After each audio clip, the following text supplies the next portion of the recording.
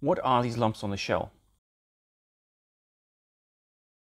If your hen doesn't have enough calcium, they'll end up with soft, thin shells, and that's not what we want. If you want good, healthy eggs from your chickens, you need to be supplementing their calcium intake. One way to do this is with oyster shell. Oyster shell is very high in calcium. It's important to remember that oyster shell isn't a replacement for grit. Chickens need to be swallowing stones and other grit in order to help their digestive system. Their digestion happens in their crop, which is in their neck.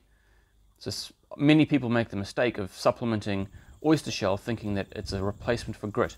You need to be giving them things like limestone or access to real pebbles. There are smaller varieties of oyster shell. These are mostly for budgies and small birds. We bought the small variety because we noticed that our hens weren't swallowing the larger chunks of oyster shell. Baby chicks don't need oyster shell because they're not laying eggs. They do still need grit though. Another source of calcium is powdered calcium.